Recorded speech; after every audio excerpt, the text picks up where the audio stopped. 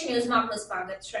શહેરા તાલુકાના પસનાલ ગામમાં વિકાસના કામોમાં કૌભાંડ આચરાયું હોય તેમ લાગી રહ્યું છે। વાત કરીએ પંચમહાલ જિલ્લાના શહેરા તાલુકાના પસનાલ ગામની। પસનાલ ગામે લાખો રૂપિયાના કામ કાગળ ઉપર બોલે છે, પણ સ્થળ પરની વાસ્તવિકતા કંઈક જુદી જ છે।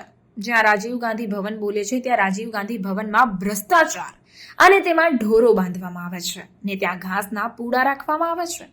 જ્યાં 4.42 લાખનું ચેકવોલ બનાવ્યું છે, ત્યાં ચેકવોલમાં ભ્રષ્ટાચાર। જ્યાં સ્મશાન જતા આરસીસી રોડ બનાવેલ છે, તેમાં પણ હલકી કક્ષાનો માલ વાપરીને બનાવ્યો છે તેવા આક્ષેપ કરવામાં આવ્યા છે। અને શાળામાં બાળકોને જમવાની વ્યવસ્થા માટે જે શેડ નાખવામાં આવી છે, તેમાં પણ ભ્રષ્ટાચાર થયો છે। પ્રધાનમંત્રી આવાસના મકાનોમાં પણ ભ્રષ્ટાચાર કરવામાં આવ્યો। જેને ખાસ જરૂર છે તેવા લોકોના આવાસ મંજૂર નહીં કરવામાં આવ્યા। વધુમાં આવા તો અનેક કામો છે જે માત્ર કાગળ પર થયા છે અને તેના પૈસા પણ ઉપડી ગયા છે તેવા આક્ષેપ અરજદારે કર્યા છે। જો અરજદારને સાથે રાખીને આની તપાસ કરવામાં આવે તો આની સાચી હકીકત બહાર આવી શકે તેમ છે। જાગૃત નાગરિક આરતસિંહ પરમાર જ્યારે જવાબદાર તંત્ર અને અધિકારીઓને રજૂઆત કરે છે તો તેમનું કોઈ સાંભળતું નથી, કોઈ કાર્યવાહી થતી નથી। સવાલ એ છે કે આવું ક્યાં સુધી સામાન્ય નાગરિકો ભ્રષ્ટાચારમાં પીસાતા રહેશે અને ક્યાં સુધી જનતાના પૈસા ભ્રષ્ટાચારીઓ ચાઉ કરી જશે? શું તેમનું સાંભળવા વાળું કોઈ નથી? વાત તો ત્યાં સુધી છે કે ગામના જાગૃત નાગરિકે જિલ્લા ગ્રામ વિકાસ અધિકારી પંચમહાલને લેખિતમાં અરજી કરી છે, પણ તેનું કોઈ જ પરિણામ નથી। પરિણામે ભ્રષ્ટાચારીઓને છૂટો દોર મળી ગયો છે। જિલ્લા ગ્રામ વિકાસ અધિકારીને રજૂઆત કરવા છતાં પરિણામ ન મળતું હોય તો સવાલ એ છે કે લોકો જાય તો જાય ક્યાં? અરે કરે તો કરે શું? શું આ જ વિકાસ છે કે માત્ર કાગળ પર કામો બતાવી દેવા? શું આ જ છે એ લોકશાહી જેના માટે આપણા વડીલોએ બલિદાનો આપ્યા છે? શું આવી વ્યવસ્થા માટે આપણે અંગ્રેજો સામે લડત ઉપાડી હતી? આટલી રજૂઆતો કરવા છતાંય કોઈ કાર્યવાહી કેમ થતી નથી? નેતાઓને કે અધિકારીઓને માત્ર ભ્રષ્ટાચારમાં જ રસ હોય તેમ જણાય છે। નાગરિકો સામાન્ય જનતાની કોઈએ પડી નથી। દેશના વિકાસની, દેશની પ્રગતિની, જનતાની સુખાકારીની માત્ર વાતો જ થાય છે। વિકાસ માત્ર કાગળ પર દેખાય છે અને વાસ્તવિકતા હૃદયદ્રાવક છે। તો હવે જોવાનું એ રહ્યું કે તપાસ થશે કે પછી કહેતા ભી દીવાના और सुनता भी दीवाना જેવું દ્રશ્ય જોવા મળશે તે તો હવે આવનાર સમય જ બતાવશે। રિપોર્ટર રમીઝ શેખ, પંચમહાલ। પસનાલ પંચાયતમાં જે પ્રાથમિક શાળામાં બાળકોને બેસવા માટેનો જે શેડ બનાવ્યો છે તે સરપંચ 2 વર્ષ અગાઉ બનાવેલ છે, પણ આડેધડ બનાવી અને પૈસા ઊભા કરી અને પડે એવી હાલતમાં એંગલો છે, વાવાઝોડું આવે તો ઉશ્કેરાઈ જાય છે, એની હાલત જોવો અને ખરેખર એની તપાસ વારંવાર રજૂઆત કરે તો તપાસ થયેલ નથી।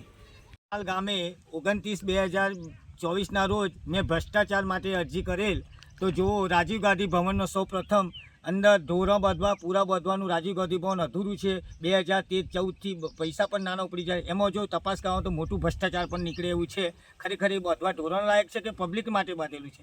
ત્યાર પછી અમે ભૂખ્યા ફળિયામાં આરસીસી જોવા ગયા, હાલમાં જ બનાવેલું છે 15 દિવસ પહેલાંનું, તોય પણ પોપડા એના ઉખડી ગયા છે। એમાં પણ મસ્ત મોટા ભ્રષ્ટાચાર, હલકી ગુણવત્તાનું સામાન વાપર્યું। ત્યાર પછી અમે 4,42,000નો જે ચેકવોલ બનાવેલો છે એમાં પણ હજુ અઠવાડિયું થયું છે અને એમાં યાંત્રિક સાધનોથી બનાવેલું છે, એનું મટીરિયલ જોડતા પ્રમાણમાં વાપર્યું નથી અને એ ઉખડી જવામાં તો ત્યાર પછી અમે પસનાલ પ્રાથમિક શાળાની અંદર ગયા, ત્યારે બાળકોને બેસવા જમવાનો શેડ છે, એ શેડ તકલાદી હાલતમાં પડી જાય એવી હાલત, વારંવાર રજૂઆત કરી છતાં પણ એનું ધ્યાન નથી। ત્યારબાદ અમે સ્મશાન જ્યાં વંજારા ફળિયાનું ત્યાં આગળ પણ આરસીસી નીચી કક્ષાનું વાપરેલ છે તે પણ ઉખડી જવાનું આવે છે। જો આ ખરેખર અધિકારીઓ સ્વતંત્રે તપાસ થાય અને અરજદારને સાથે રાખી અને એની તપાસ કરે તો મસ્ત મોટું કૌભાંડ બહાર આવ્યું છે અને આ કૌભાંડની સાથે સાથે અરજદારને સાથે રાખી અને તપાસ થાય અને એ ગુનેગારોની સામે કાયદેસરની કાર્યવાહી થાય એવી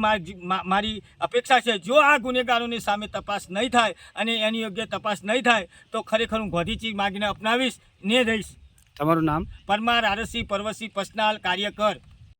વંજારા દુલજીસિંહ પરમાભાઈ, મારે સાહેબ આ ઘરની કન્ડિશન જુઓ તમે, અધિકારીઓને બધાને નમસ્કાર કરું છું સાહેબ. હું ગરીબ માણસ છું અને મજૂરી છૂટક મજૂરી કરી મારું ગુજરાન ચલાવું છું. મારી મિસિસ પણ નથી, મારા પપ્પા નથી, મારા મમ્મી નથી, હું એકલો જ રહું છું. આ ઘરની અંદર જાતે રોટી બનાવી અને મારા બાળકને ભણવા મોકલું છું. અને મકાન માટે સાહેબ મેં 2018થી કેટલી વખત ફોર્મ ભર્યા છે, પણ આજ દિન સુધી મારું કોઈ ધ્યાન આપતા નથી.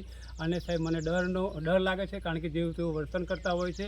માટે જેમ તેમ કરીને હું સરકારશ્રીને અપીલ કરું છું કે મારું જે તે કંઈ આ ઘટતું કરી અને મને મદદ કરી અને મને આ એક આવાસ આપે, મોદી સાહેબ આપે છે, તો એક પ્રધાનમંત્રી આવાસ આપે તો હું ખૂબ ખૂબ ધન્યવાદ માનું છું. અને બીજેપી સરકારની પણ હું બહુ ભલામણ માનું. પણ સાહેબ અહીંયા મારા ગામની અંદર જ બહુ સતાવતા માથા ભારે માણસો હોય છે, એટલા માટે જે તે મને રજૂઆત કરો તો વધારે સારું છે સાહેબ. વણઝારા દુધસિંહ પરમાભાઈ છે, મારો મોબાઈલ નંબર છે 63 53 48 83 59.